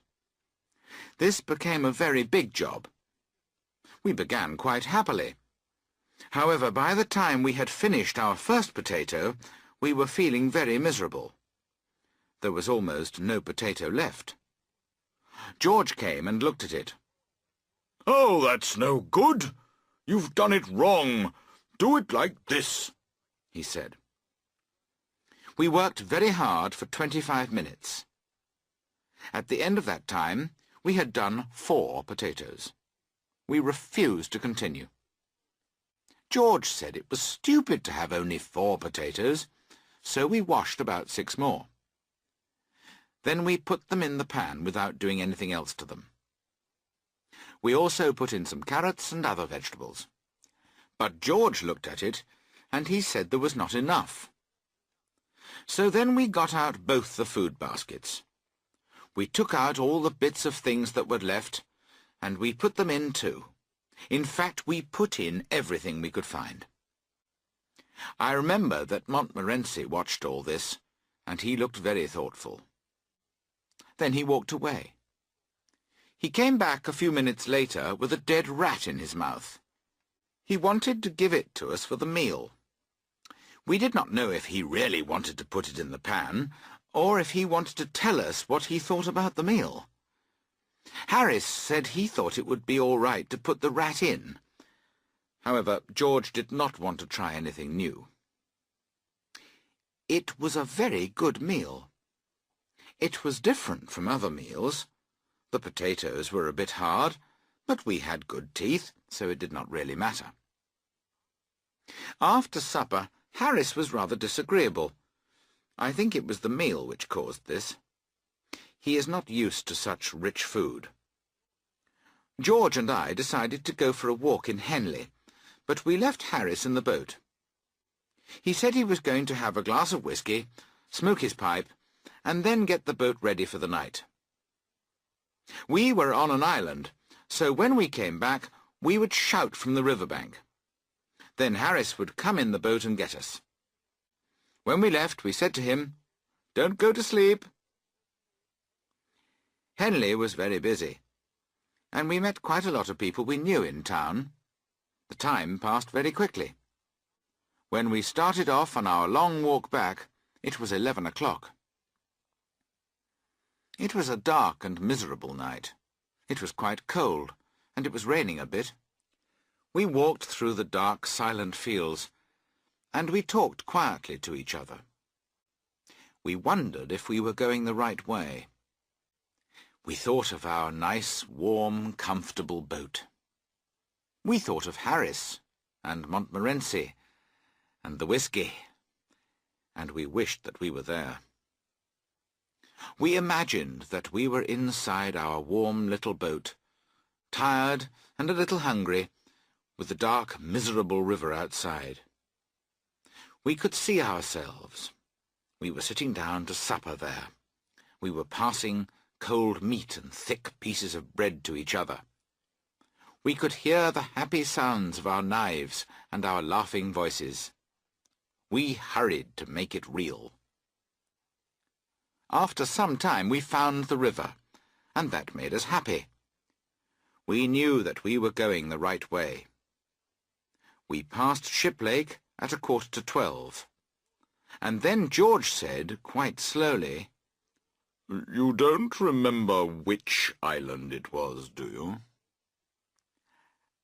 "No, I don't," I replied, and I began to think carefully. "How many are there?" "Only 4, George answered. "It'll be all right if Harris is awake." "And if he isn't awake?" I asked. But we decided not to think about that. When we arrived opposite the first island, we shouted, but there was no answer. So we went to the second island, and we tried there. The result was the same. "Oh, I remember now," George said. "It was the third one." And full of hope, we ran to the third one, and we called out. There was no answer. It was now becoming serious. It was after midnight. The hotels were all full, and we could not go round all the houses and knock on doors at midnight. George said that perhaps we could go back to Henley, find a policeman and hit him. He would arrest us and take us to a police station, and then we would have somewhere to sleep. But then we thought, perhaps he won't arrest us. Perhaps he'll just hit us too. We could not fight policemen all night. We tried the fourth island, but there was still no reply. It was raining hard now, and it was not going to stop. We were very cold and wet and miserable. We began to wonder if there were only 4 islands, or if we were on the wrong bit of the river. Everything looked strange and different in the darkness. Just when we had lost all hope, I suddenly saw a strange light. It was over by the trees, on the opposite side of the river. I shouted as loudly as I could. We waited in silence for a moment, and then, oh, how happy we were! We heard Montmorency bark. We continued to shout for about 5 minutes, and then we saw the lights of the boat. It was coming towards us slowly. We heard Harris's sleepy voice. He was asking where we were. Harris seemed very strange. It was more than tiredness. He brought the boat to our side of the river. He stopped at a place where we could not get into the boat, and then immediately he fell asleep. We had to scream and yell to wake him up again. At last we did wake him up, and we got into the boat. Harris looked very sad. In fact, he looked like a man who had had a lot of trouble.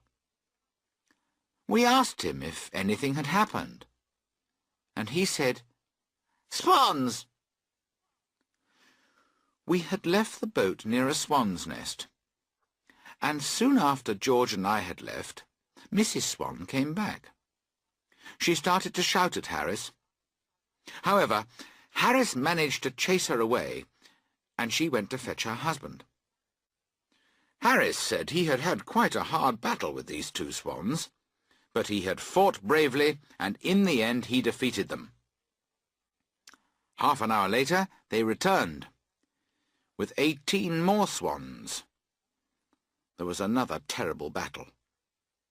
Harris said the swans had tried to pull him and Montmorency from the boat and drown them. But once again Harris fought bravely for 4 hours, and he had killed them all. Then they had all swum away to die. "How many swans did you say there were?" George asked. 32, Harris replied sleepily. "You said 18 before," George said. No, I didn't. Harris answered. I said 12. Do you think I can't count?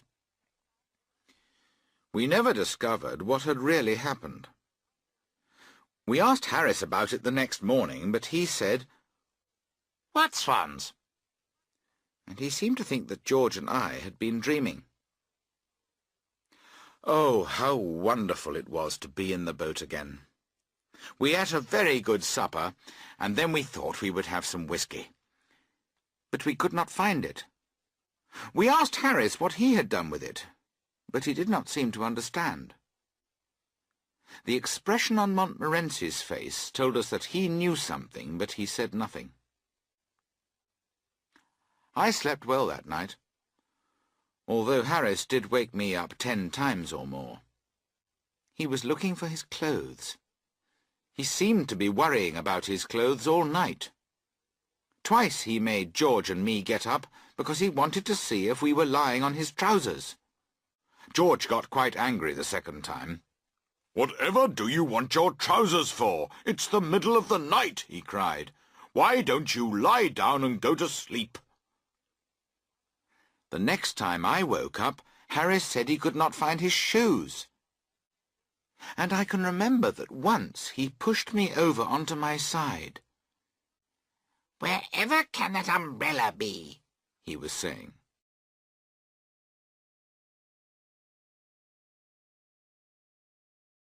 Chapter 14.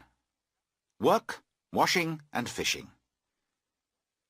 We woke up late the next morning, and it was about 10 o'clock when we moved off. We had already decided that we wanted to make this a good day's journey. We agreed that we would row and not tow the boat. Harris said that George and I should row, and he would steer. I did not like this idea at all. I said that he and George should row, so that I could rest a little. I thought that I was doing too much of the work on this trip. I was beginning to feel strongly about it. I always think that I am doing too much work. It is not because I do not like work. I do like it. I find it very interesting. I can sit and look at it for hours. You cannot give me too much work. I like to collect it. My study is full of it. And I am very careful with my work, too. Why, some of the work in my study has been there for years, and it has not got dirty or anything. That is because I take care of it. However, although I love work, I do not want to take other people's work from them. But I get it without asking for it, and this worries me. George says that I should not worry about it. In fact, he thinks that perhaps I should have more work. However, I expect he only says that to make me feel better. In a boat, I have noticed that each person thinks that he is doing all the work.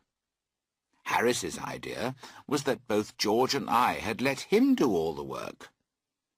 George said that Harris never did anything except eat and sleep. He, George, had done all the work. He said that he had never met such lazy people as Harris and me. That amused Harris. George? Work? He laughed. If George worked for half an hour, it would kill him. Have you ever seen George work?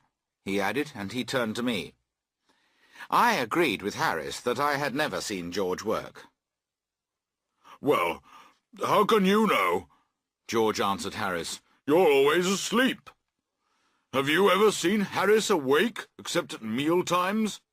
George asked me. I had to tell the truth and agree with George. Harris had done very little work in the boat. Oh, come on!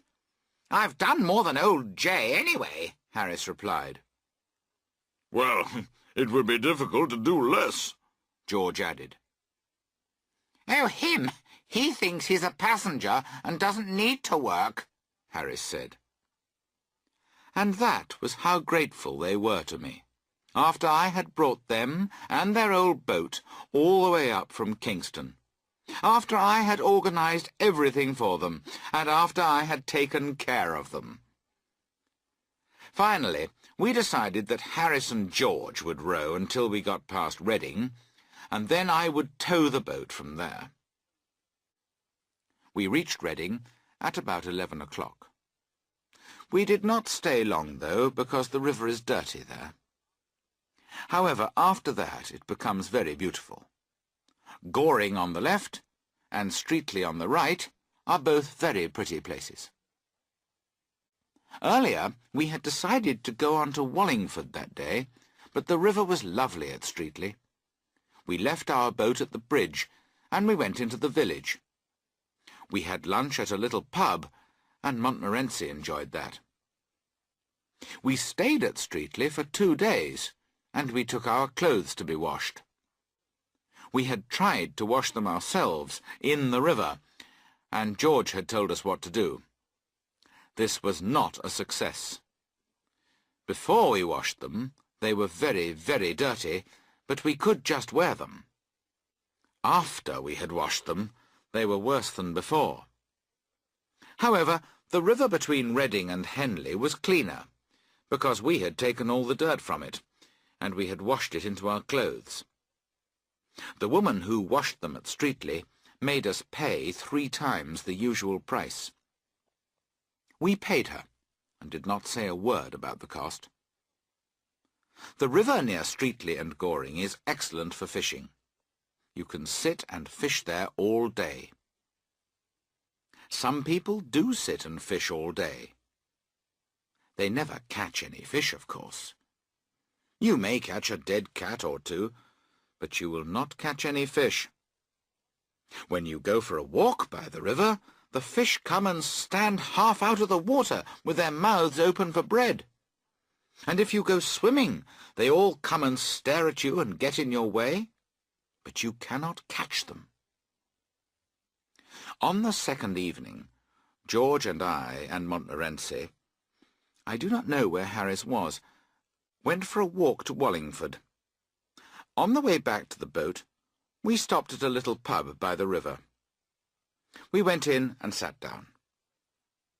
There was an old man there. He was smoking a pipe, and we began to talk to him.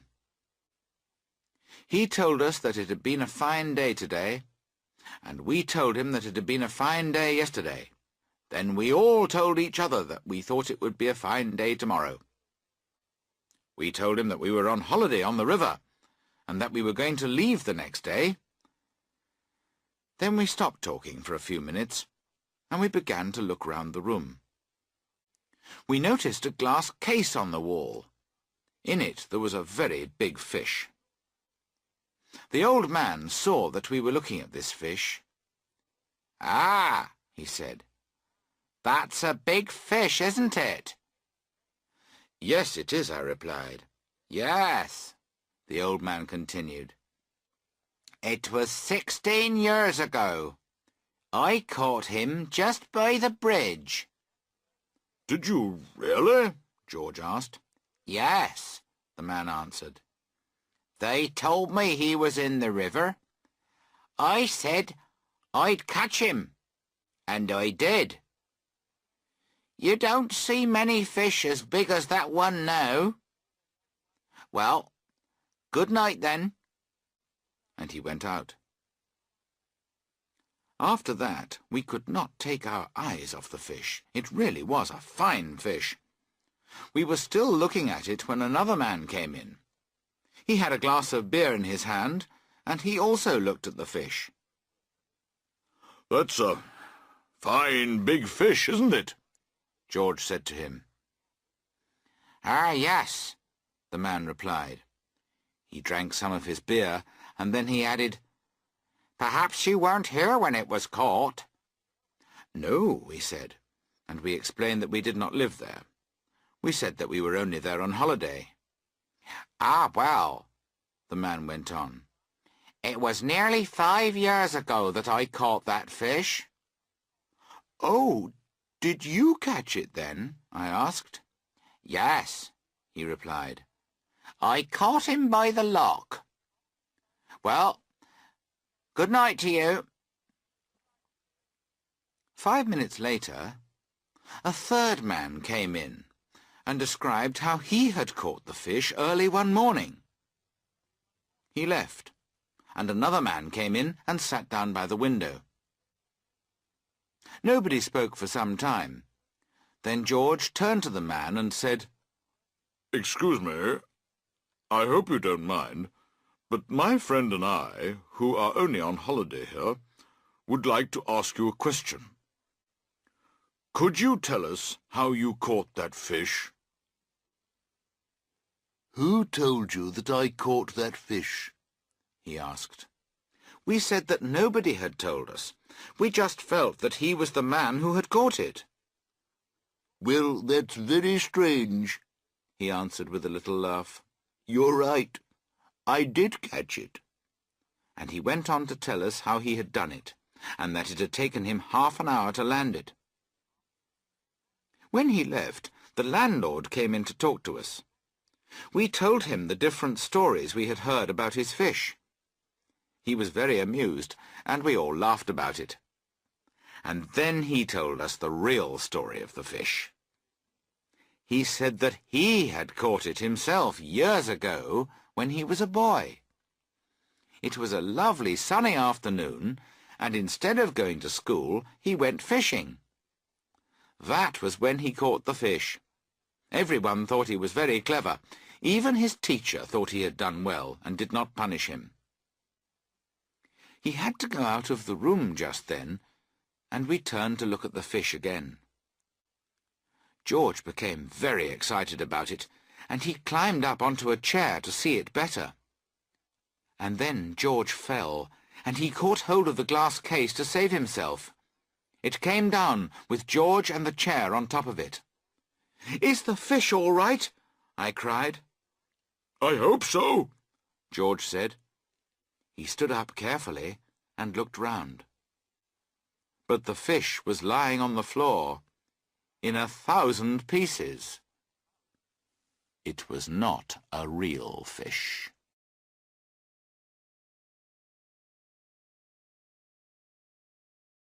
Chapter 15. On to Oxford. We left Streatley early the next morning. We were going to Culham, and we wanted to spend the night there. Between Streatley and Wallingford, the river is not very interesting. Then from Cleeve, there is quite a long piece of the river which has no locks. Most people are pleased about this, because it makes everything much easier. But I quite like locks myself. I remember that George and I nearly had an accident in a lock once. It was a lovely day, and there were a lot of boats in the loch. Someone was taking a photograph of us all, and the photographer was hoping to sell the picture to the people in the loch. I did not see the photographer at first, but suddenly George started to brush his trousers, and he fixed his hair and put on his hat. Then he sat down with a kind but sad expression on his face, and he tried to hide his feet. My first idea was that he had seen a girl that he knew, and I looked round to see who it was. Everybody in the loch had stopped moving, and they all had fixed expressions on their faces. All the girls were smiling prettily, and all the men were trying to look brave and handsome. Then I saw the photographer, and at once I understood. I wondered if I would be in time. Our boat was the first one in the loch, so I must look nice for the man's photograph. So I turned round quickly and stood in the front of the boat. I arranged my hair carefully, and I tried to make myself look strong and interesting. We stood and waited for the important moment when the man would actually take the photograph. Just then, someone behind me called out, "Hi! Look at your nose!" I could not turn round to see whose nose it was, but I had a quick look at George's nose. It seemed to be all right. I tried to look at my own nose, and that seemed to be all right too. "Look at your nose, you stupid fool!" the voice cried again, more loudly this time. And then another voice called, "Push your nose out! You two, with the dog!" We could not turn round because the man was just going to take the photograph. Was it us they were calling to? What was the matter with our noses? Why did they want us to push them out? But now everybody in the loch started shouting, and a very loud, deep voice from the back called, Look at your boat! You, in the red and black caps!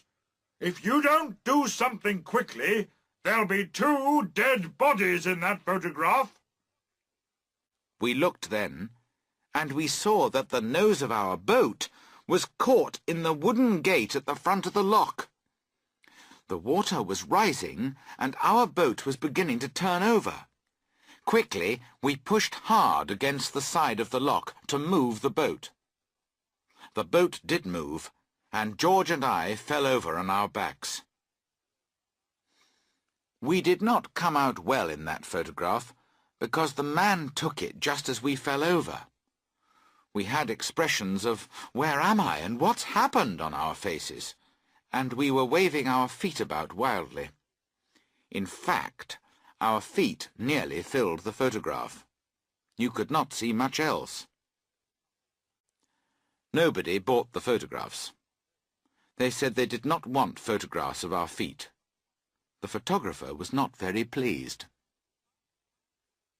We passed Wallingford and Dorchester, and we spent the night at Clifton Hampden, which is a very pretty little village. The next morning we were up early, because we wanted to be in Oxford by the afternoon.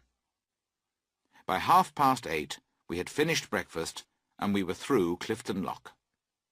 At 12:30 we went through Iffley Loch. From there to Oxford is the most difficult part of the river. First the river carries you to the right, then to the left. Then it takes you out into the middle and turns you round 3 times. We got in the way of a lot of other boats. A lot of other boats got in our way, and a lot of bad words were used. However, at Oxford we had 2 good days. There are a lot of dogs in the town. Montmorency had 11 fights on the first day and 14 on the second. This made him very happy. If you are thinking of taking a trip on the river, and you are going to start from Oxford, take your own boat, unless you can take someone else's without being discovered. The boats that you can hire on the Thames above Marlow are all right. They do not let too much water in, and they have seats and things. But they are not really boats which you want people to see. The person who hires one of these boats is the kind of person who likes to stay under the trees. He likes to travel early in the morning or late at night, when there are not many people about to look at him. When he sees someone he knows, he gets out of the boat and hides behind a tree. I remember that some friends and I hired one of these boats one summer. We had written to ask for a boat, and when we arrived at the boathouse we gave our names. The man said, "Oh, yes," and then he called out to another man, "Jim, fetch the Queen of the Thames." 5 minutes later, Jim came back with a very old piece of wood. He had clearly just dug it up from a hole in the ground. When he dug it up, he had damaged it very badly. We asked Jim what it was. "It's the Queen of the Thames," he answered.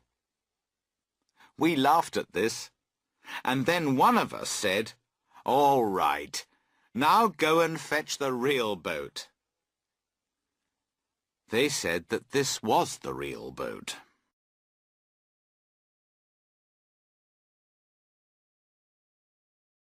Chapter 16. The Journey Home. We left Oxford on the third day to go back home. The weather changed, and when we left Oxford it was raining. It continued to rain, not heavily, but all the time. When the sun is shining, the river turns everything into a golden dream. But when it rains, the river is brown and miserable. It rained all day, and at first we pretended we were enjoying it. We said that it was a nice change. We added that it was good to see the river in all kinds of weather. Harris and I sang a song about how good it was to be free and to be able to enjoy the sun and the rain. George thought it was much more serious, and he put up the umbrella. Before lunch, he put the cover on the boat, and it stayed there all afternoon. We just left a little hole so that we could see out. We stopped for the night just before Day's Lock, and I cannot say that we spent a happy evening. The rain came down without stopping. Everything in the boat was wet. Supper was not a success. We were all tired of cold meat, and we talked about our favourite foods.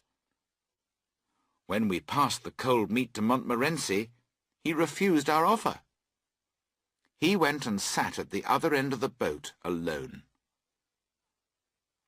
We played cards after supper. We played for about an hour and a half, and George won 10 pence. Harris and I lost 5 pence each. We decided to stop then, because the game was getting too exciting. After that, we had some whiskey, and we sat and talked. George told us about a man he had known. This man had slept on the river, in a wet boat like ours, and it had made him very ill. 10 days later, the poor man died in great pain. George said he was quite a young man, so it was very sad. Then Harris remembered one of his friends who had camped out on a wet night. When he woke up the next morning, he was in great pain, and he was never able to walk again. So then, of course, we began to talk about other illnesses. Harris said it would be very serious if one of us became ill, because we were a long way from a doctor. After this, we really needed something to make us feel a bit happier, so George sang to us. That really made us cry. After that, we could think of nothing else to do, so we went to bed. Well, we undressed, and we lay down in the boat. We tried to go to sleep, but it was 4 hours before we did so. At 5 o'clock, we all woke up again, so we got up and had breakfast. The second day was the same as the first. It rained all day. We sat in our raincoats under the cover, and we travelled slowly along the river. I did try to sing again, but it was not a success. However, we all agreed that we should continue our trip. We had come to enjoy ourselves for a fortnight on the river, and we were going to finish the trip. If it killed us, well, that would be a sad thing for our friends and families, but we would not give in to the weather. "It's only 2 more days," Harris said, "and we are young and strong. Perhaps we'll be all right." At about 4 o'clock we began to discuss our plans for that evening. We were a little past Goring then, and we decided to go on to Pangbourne and spend the night there. "Another happy evening," George said. We sat and thought about it. We would be in Pangbourne by 5 o'clock. We would finish our dinner by 6:30. After that, we could walk about the village in the rain, or we could sit in a dark little pub. "It would be more interesting to go to the Alhambra Theatre in London," Harris said, and he looked out at the sky. "With supper afterwards at that little French restaurant," I added. "Yes, I'm almost sorry we've decided to stay on the boat," Harris said. Then we were silent for a time. "I know we've decided to stay and die on this boat," George said, "but there is a train which leaves Pangbourne soon after 5 o'clock. We could be in London in time to get something to eat, and afterwards we could go on to the theatre." Nobody said a word. We looked at each other, and we all felt badly about it. We did not speak, but we got out the bag. We looked up the river and down the river. There was nobody there. 20 minutes later, 3 figures and an ashamed dog quietly left the nearest boathouse and went towards the station. We had told the boatman a lie. We had asked him to take care of the boat for us until 9 o'clock the next morning. We said we would come back for it then. However, only if, something happened to stop us from coming back, then we would write to him. We reached Paddington Station at 7 o'clock, and we drove straight to the restaurant. We had a light meal and left Montmorency there. Then we went to the theatre. For some reason, everybody stared at us, and this made us very happy. Perhaps it was because of our interesting clothes, or because we looked so healthy. Afterwards, we went back to the restaurant, where supper was waiting for us. We really did enjoy that supper. For 10 days we had lived on cold meat and bread and not much else. We ate and drank without speaking, and then we sat back and rested. We felt good and thoughtful and kind. Then Harris, who was sitting next to the window, pulled back the curtain and looked out into the street. It was still raining, and it was dark and very wet. 1 or 2 people hurried past. The rain was running from their umbrellas, and the women were holding up their long skirts. Harris picked up his glass. "Well," he said, "we've had a good trip, and I'm very grateful to old Father Thames. But I think we were right to give up and come back. Here's to 3 men well out of a boat." and Montmorency stood on his back legs in front of the window, looked out into the night, and gave a short bark to show that he agreed.